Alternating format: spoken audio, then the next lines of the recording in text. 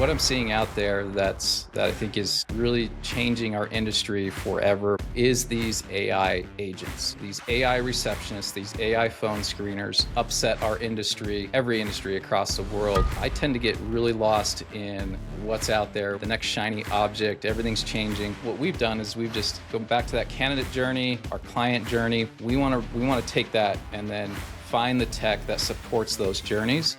Leaders, whether you're CEO, have to understand AI, you have to understand compliance, analytics, and at the same time, build an environment where people want to work. The COO of tomorrow, I think, is both process obsessed and people centric.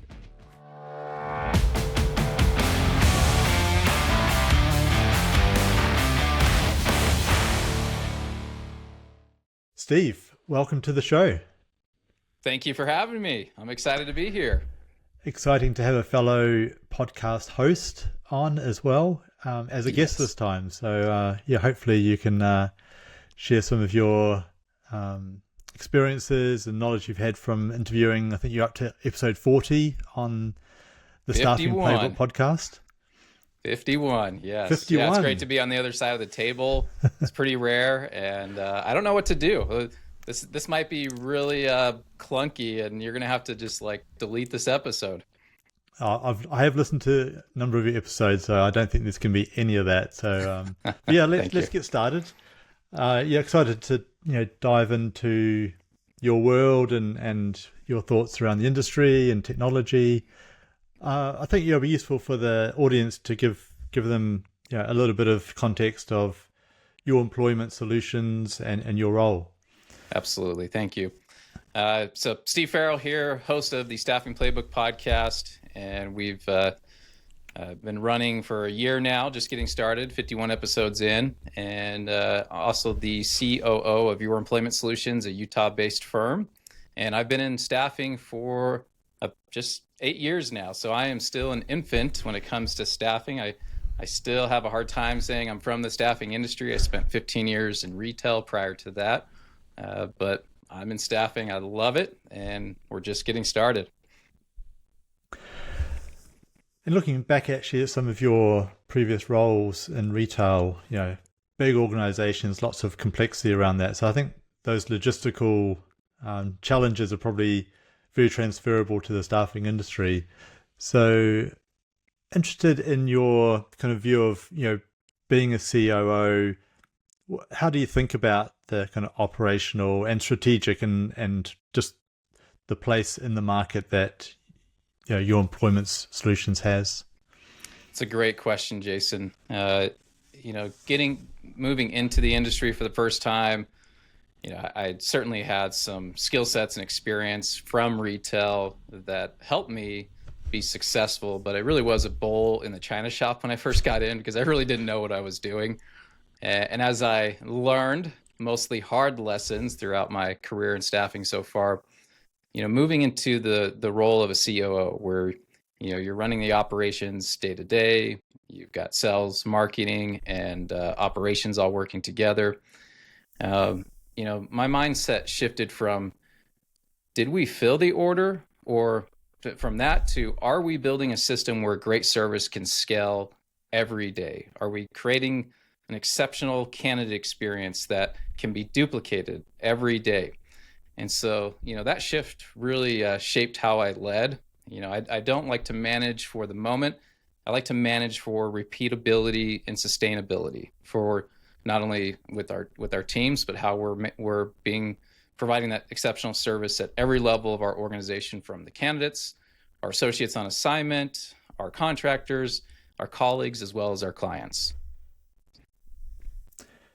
And to peel back a layer on that, how do you kind of identify, what a successful placement or client win?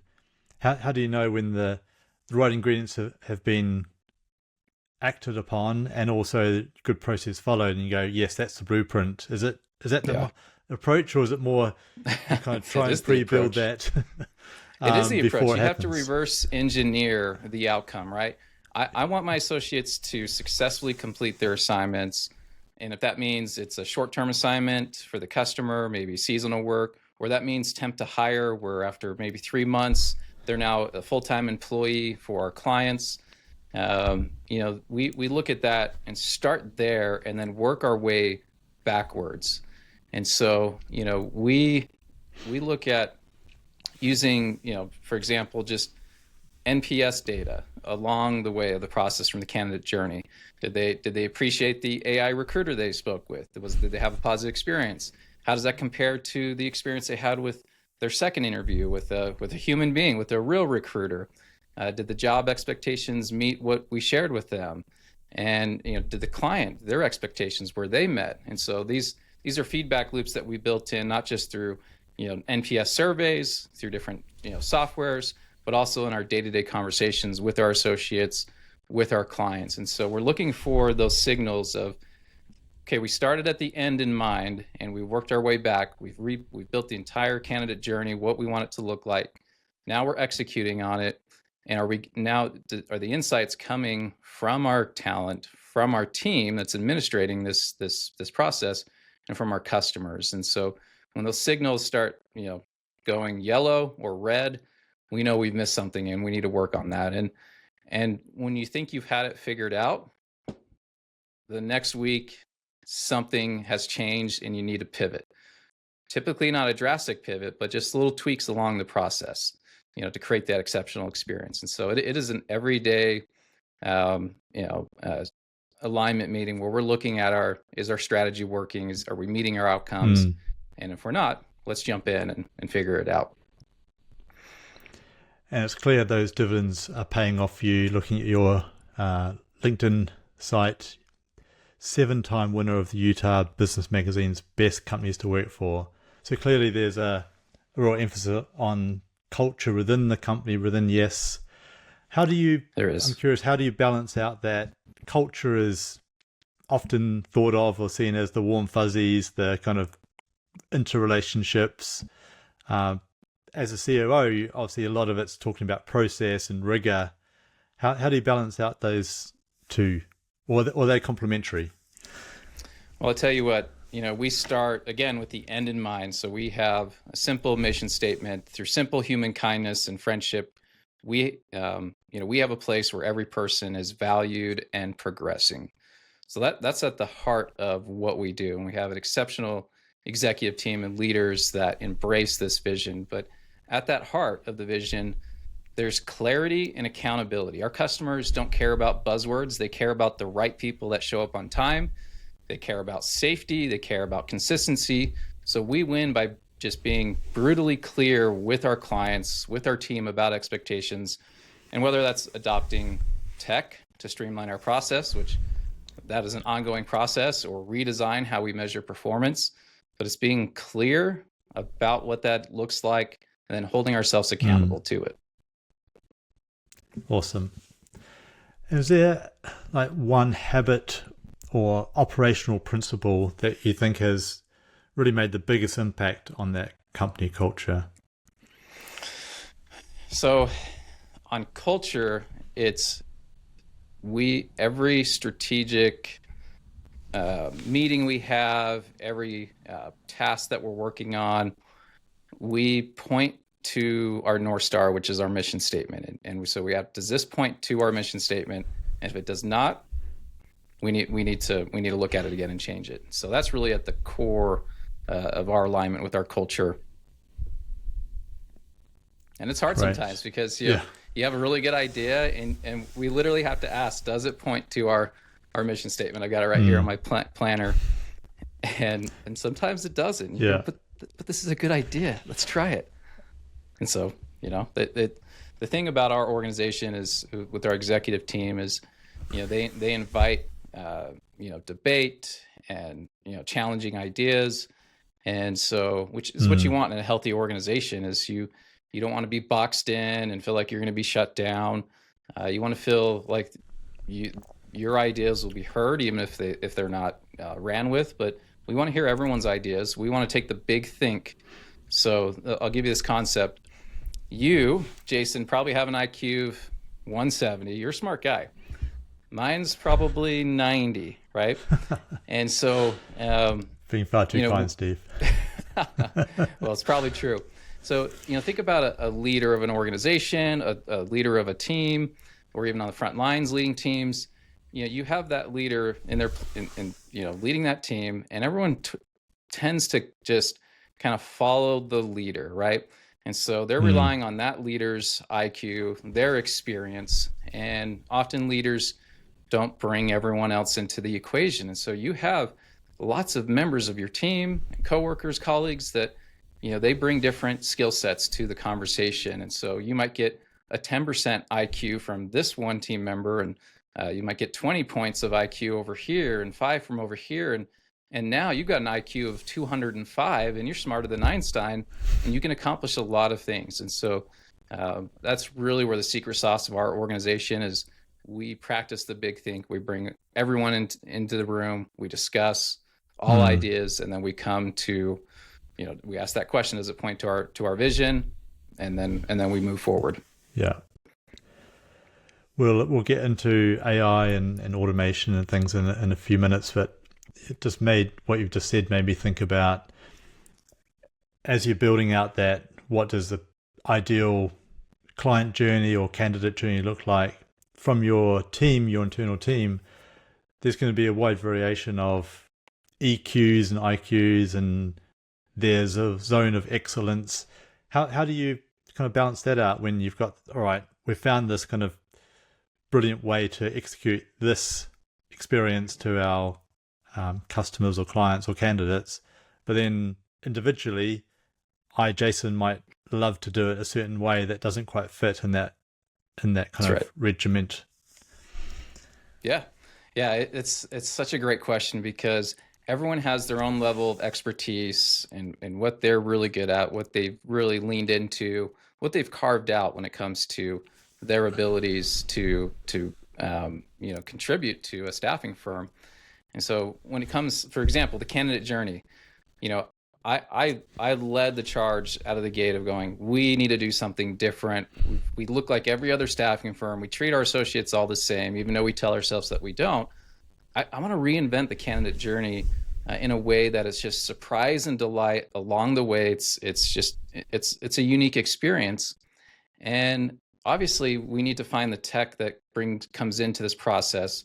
So from a recruiter standpoint, they may not enjoy the surprise and delight so much as, can I administer the candidate journey easily, right? Can it be efficient? Can I focus on other tasks that, I've got payroll to do, I've got client visits, I don't want this process to take forever. And so I've got this big picture of, it's got to be fun, exciting, easy for the candidate. And then our frontline teams that lead the recruiters go, well, that's great, Steve, but we want this to be easy to administer. So now I've got to bring in IT and go, okay, how do we make this easy to administer? And then from there, we've got that mapped out. I go take this candidate journey over to the marketing team, to our marketing director, and go, okay, insert the surprise and delight that also keeps this very clean and easy to administer. And so we're bringing everyone together, and that, it's really focusing on those individuals in each department that have that skill set, that can bring something to the table. Just bring that, take that puzzle where there's lots of missing pieces, and bring those missing pieces in, and you've got the complete puzzle. Nice. Switching gears, to technology, given your vantage point as a CEO of a very successful staffing company, where are you seeing technology make the biggest difference in staffing in the industry? If you asked me this question like 3 years ago, I would have gave you just the normal stock answer of, Salesforce and HubSpot and our ATS, and which those are all very important when it comes to our technology. But what I'm seeing, especially in the data, but firsthand experience, is there is with AI, it's really upset our industry, every industry across the world. I tend to get really lost in what's out there, the next shiny object. Everything's changing. I think all of us are guilty of that. And so you have to go, what we've done is we've just gone back to that candidate journey, our client journey. We want to take that and then find the tech that supports those journeys.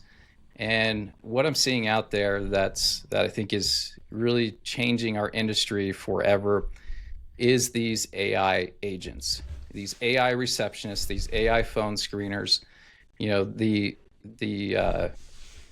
associates or your talent that's actually calling and talking to an AI voice agent, if it's a good one, they're staying on the phone 62% longer than with an actual human, which that blew my mind. But if it's a bad AI, then they're having a terrible experience. So you've got to have a AI voice that's just very conversational and easy to talk to, just like a human. And so, we're looking at these tools where we can make it really easy for a candidate to get real-time information about the jobs, to be able to interview for it, to see if they're qualified, without waiting to get a hold of a recruiter or be told that they'll call them back, or hey, and we're booked, we can't meet with you until tomorrow. It just removes all of those barriers. And so, our candidate base has the ability to just get the information immediately, be self-directed to the right information, to the right people. And then on the recruiting standpoint, it's giving our recruiters more time to actually sit down with their candidates, with their customers, and truly get that quality match, instead of like, I've got 6 minutes for this interview until I've got the next one. And then tomorrow I'm going to be spending all day sourcing resumes. AI's lifting that load, that burden, where it's sifting through the resumes for us. It's candidate matching for us. And then it's engaging with the candidates to help us find the top talent to get in front of first before anybody else. You have about 10 days where a job seeker is on the market, and then they're off completely.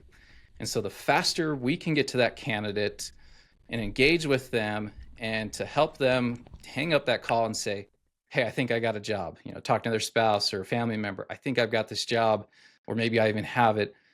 It takes them off the market immediately.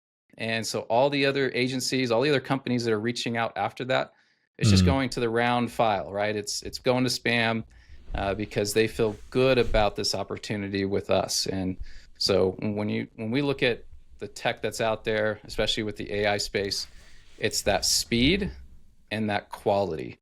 And I think it's still clunky.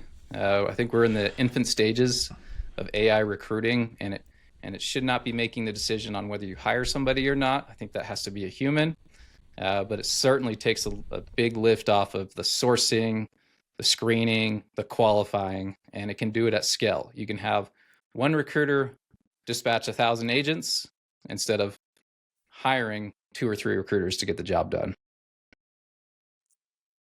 Yeah, I love that you talk about it in terms of both the speed, which clearly, in terms of volume and turnaround of that filtering, but also keeping that quality. And in fact, as you mentioned, potentially in many areas, increasing the quality of candidate experience. That's right. How are you thinking about measuring, like you bring in a voice agent and they're doing, the 62%.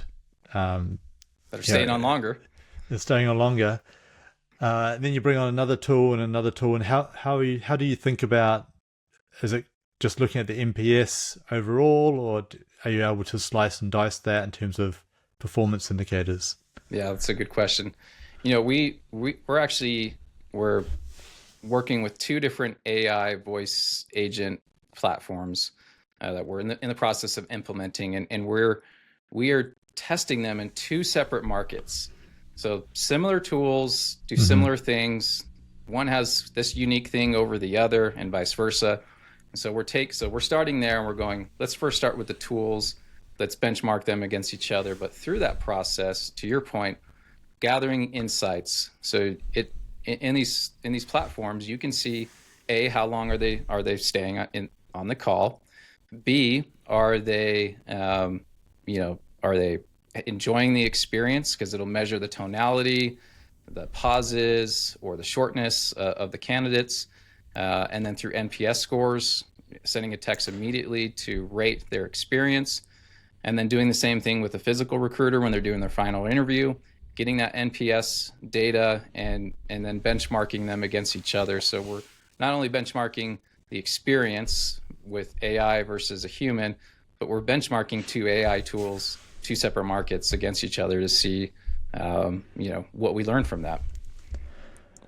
Fascinating. And what's that sort of test period that you're aiming to kind of put those up against each other? 4 months.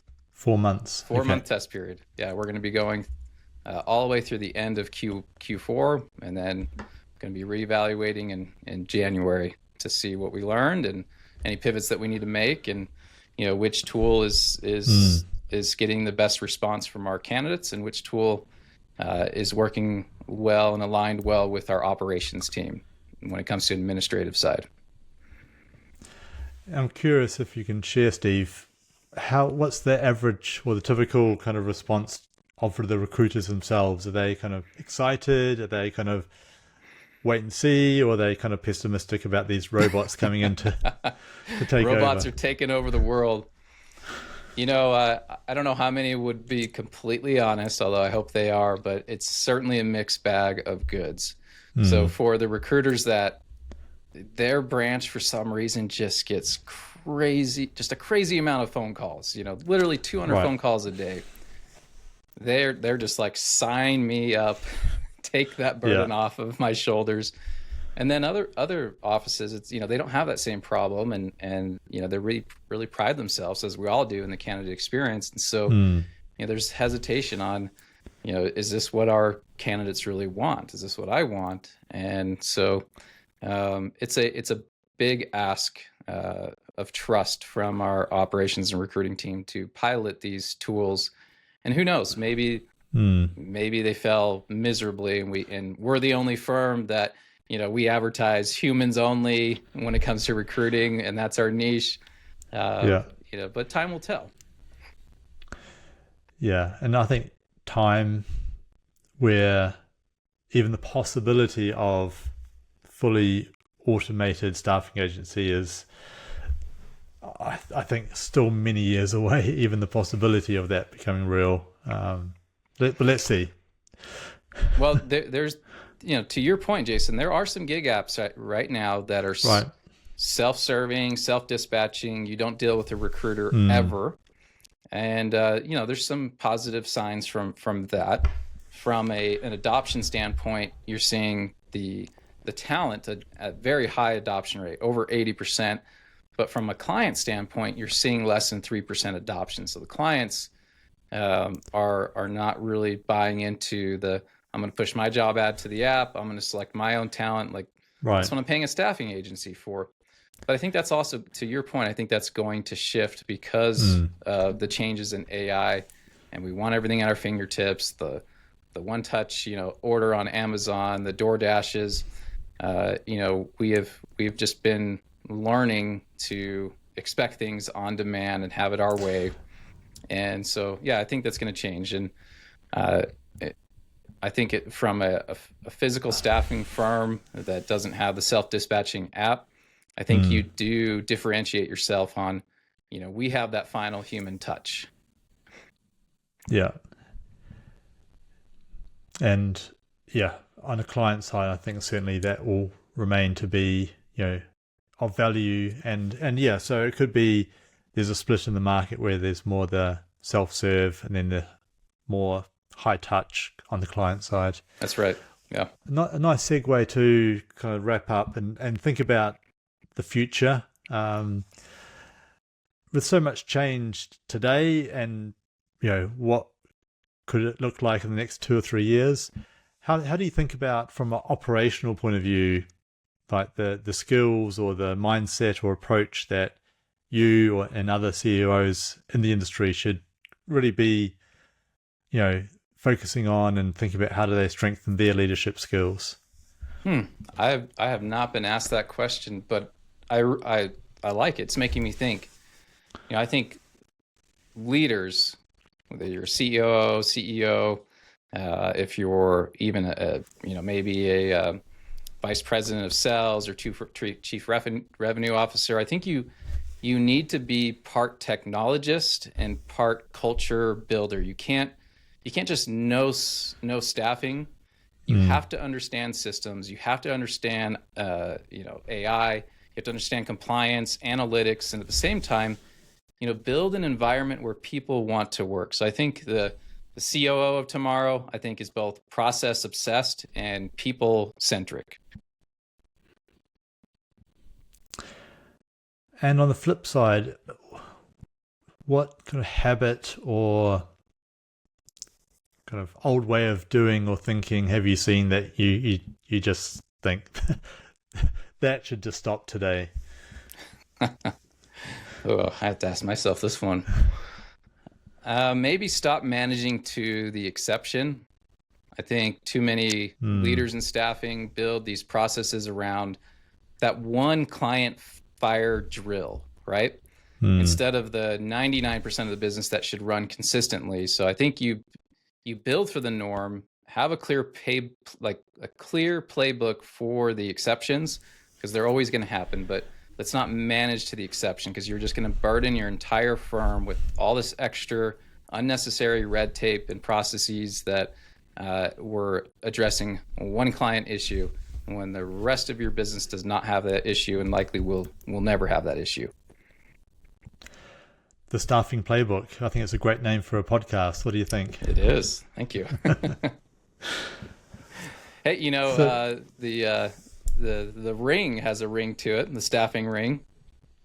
The staffing ring, yes. We we like to get in the ring, get the gloves off, and make it happen. That's great. Just wrapping up with a few quick final questions, Steve. Any book or podcast or any kind of resource that you would recommend to the audience? 100%. So a book right now that we'll be doing a podcast episode on in a week or two, The One-Page Marketing Plan by Alan Dibb. So we ran our entire team through the one-page marketing plan. We read it together, we discussed it, and then we had an 8-week workshop where it helped us have shared language and clarity on our ICP. The idea is you have literally your entire marketing plan on one single piece of paper. That is a book I swear by and recommend it to any company, not just a staffing firm. When it comes to podcasts, all of the podcasts in the staffing space, I just absolutely love and consume. I think we need more podcasters out there because this is a huge industry, and I think it's being underrepresented by podcasters. There's not enough of us. So I'm glad you're here, Jason. But one of my favorite podcasts outside of staffing is the All In podcast. I don't know if you're familiar with it, yes. But fantastic podcast, and I recommend anyone out there, if you haven't heard of it or if you haven't tuned in for a while, tune in. You won't be let down.